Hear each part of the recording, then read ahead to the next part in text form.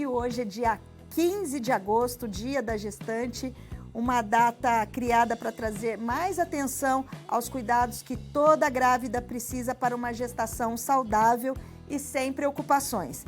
Para entender melhor todo esse ciclo de cuidados que a gente deve ter com a gestação, né? É importante saber que as consultas são essenciais para a mamãe e para o bebê.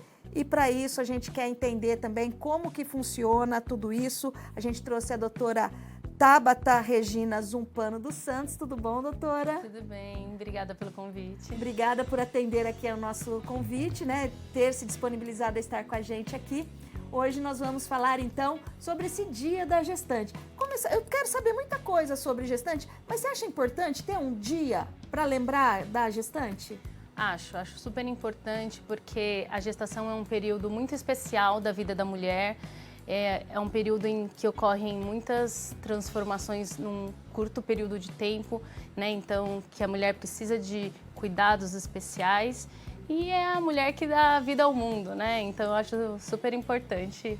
Quando a mulher descobre que está gestante, qual a primeira coisa que ela tem que fazer que é importante? Assim, ó, dica número 1, porque apesar de a gente falar que a gente tem muita informação, a gente tem informação no celular, né, nas redes sociais, na internet, em casa, todo mundo tem algum jeito, na televisão, todo mundo tem um jeito de se informar, de ter algum tipo de informação. Então a gente recebe muita informação, mas ainda, nesses dias nossos, tem alguém ainda que não saiba o que tem que fazer quando descobre que está grávida? Ah, tem. Até porque às vezes as pessoas dão a importância às coisas que não são prioritárias, né? Então, às vezes nem é por mal, mas às vezes fica grávida, quero fazer um ultrassom, quero descobrir o sexo, e na verdade não é isso o mais importante, né? Então, descobriu a gestação, em seguida já precisa marcar a consulta de pré-natal, né? Então, se você tem seu ginecologista, você já liga, já marca, né? Se você é usuária do SUS, você vai até o centro de saúde, agenda uma consulta. Então, o primeiro passo é agendar uma consulta de pré-natal. E explica pra gente, então, o que é uma consulta de pré-natal? O que tem no pré-natal que é tão importante para a mulher? Então, o pré-natal ele é muito importante porque ele vai avaliar a mãe e o bebê de forma integral, pelo menos uma vez por mês, né? Então, mais para o final da gestação, a gente vê com mais frequência, né, as mulheres. E aí a gente vai sempre controlar o ganho de peso, que é um fator importante que, quando inadequado, tanto para mais quanto para menos, traz riscos. A gente vai ver a pressão arterial dessa gestante, né? Porque existem problemas relacionados ao aumento da pressão e que, se for diagnosticado logo e tendo os cuidados necessários, pode evitar problemas maiores na gestação. A gente vai ver como que a barriga está crescendo, né? Então, a gente espera um padrão de crescimento, a gente fala barriga, mas é o útero, né? A gente espera um padrão de crescimento de acordo com o tempo de gestação. Quando a gente percebe que algo não vai bem nesse crescimento, já tem que acender um sinal de alerta, né? A gente precisa solicitar exames, né? Então, são exames que a gestante faz pelo menos logo que ela inicia o pré-natal, e a gente repete mais para o final da gestação, no início do terceiro trimestre, né? São exames de sangue e urina, e todos os exames que a gente pede na gestação têm um porquê, né? Então, por que colhe um hemograma? Porque precisa saber se tem anemia, né? A anemia acontece com alguma frequência, é importante tratar a anemia, né? Porque uma anemia não tratada pode trazer consequências negativas tanto para a mãe quanto para o feto, né? Então, a gente pede glicemia de jejum. Por que a gente pede glicemia de jejum? Porque é esse exame que vai mostrar se a mulher tem algum problema, né, de diabetes na gestação, se ela já tinha antes ou se ela está desenvolvendo diabetes, que é uma coisa que tem sido super frequente, né? E tem o que fazer para tratar e para que isso não traga nenhum resultado ruim para a gestação. As sorologias, né? Então, colher HIV, VDRL, que é o exame da sífilis, né? São exames que a gente precisa saber que, se tem alteração, tem como tratar e evitar complicações para a mãe e para o feto. Então, toda a sequência de exames que são solicitados no pré-natal tem um porquê e não são feitos só por fazer, né? Alguns ultrassons são importantes também, fazendo na gestação. Então, é isso que a gente faz no pré-natal. A gente avalia a mulher como um todo, solicita os exames, checa a questão das vacinas, é super importante também estar com algumas vacinas em dia, né? Então, esse que é a importância do pré-natal. A gestação, então, é dividida em 3 trimestres, Isso. né? Que é o primeiro trimestre, que é aquele que inspira mais cuidados, né? E que são os 3 primeiros meses, que são pedidos ali uma bateria de exames. Isso. O ultrassom que a mãe quer fazer logo que descobre, também faz ali, mas é com outro objetivo, né? Na verdade, o primeiro trimestre são os 3 primeiros meses, ou a gente conta em semanas, né? As primeiras 12 semanas. É um período muito especial porque o embrião e o feto, ele vai estar totalmente desenvolvido ao final do primeiro trimestre. Então, a gente precisa ter muito cuidado para a mulher não tomar qualquer remédio, porque alguns remédios são contraindicados na gestação. É nessa fase que ela vai coletar os primeiros exames, fazer a avaliação inicial, né, o exame físico no pré-natal. E existe um exame que a gente chama de morfológico de primeiro trimestre, que é um exame que, além de confirmar para a gente a idade gestacional, porque a gente vai confirmar de quanto tempo a gestação está, tanto pela data da última menstruação dela, e vai confirmar por um ultrassom realizado idealmente no primeiro trimestre, né?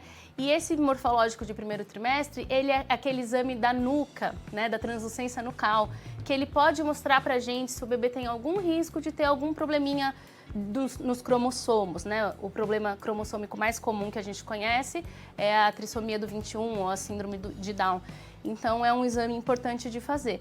E o que a gente vê, infelizmente, que muitas mulheres acabam engravidando no susto, né? Quase metade das gestações no Brasil são não planejadas. Não quer dizer que elas não são bem aceitas, mas elas são não planejadas. Então, às vezes, a mulher descobre tardiamente a gestação e ela perde o melhor momento para fazer essa avaliação. Claro que qualquer momento é momento, né? Descobriu a gestação, marca a consulta de pré-natal e ela vai ser avaliada da melhor forma possível. Mas se a gente for pensar num cenário ideal, essa mulher tem que se programar para estar gestante. Tem uma vitamina super importante, que é o ácido fólico, que o ideal é que ela comece a usar já antes de engravidar.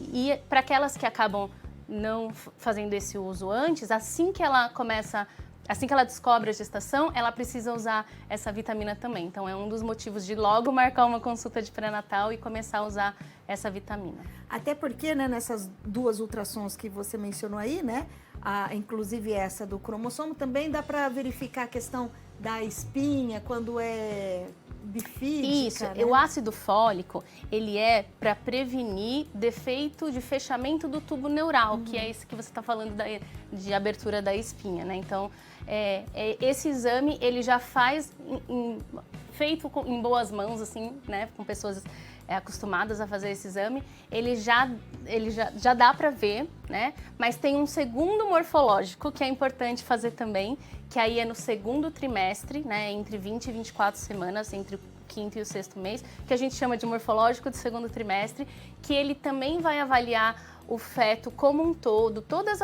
as partes, os sistemas, os órgãos dos fetos, né, vão ser avaliados, e se tiver algum problema também relacionado à espinha bífida, vai ser diagnosticado.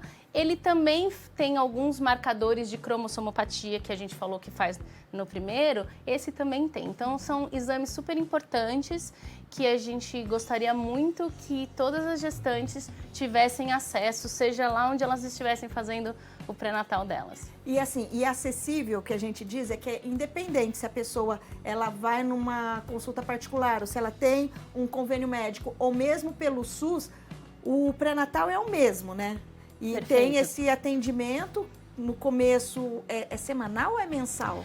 No começo, se tá tudo bem, se é uma mãe que não tem um problema de saúde, que não esteja sob controle, por exemplo, às vezes a mãe engravida e ela já é hipertensa, então isso já traz algum risco para a gestação. Então, às vezes a gente precisa vê-la com mais frequência no começo do pré-natal para ajustar o remédio da pressão, checar se a pressão está controlada. Às vezes tem exames a mais para fazer por conta de algum outro problema, né? Mas se for uma gestação que a gente fala de risco habitual ou baixo risco, porque nunca é zero risco, né?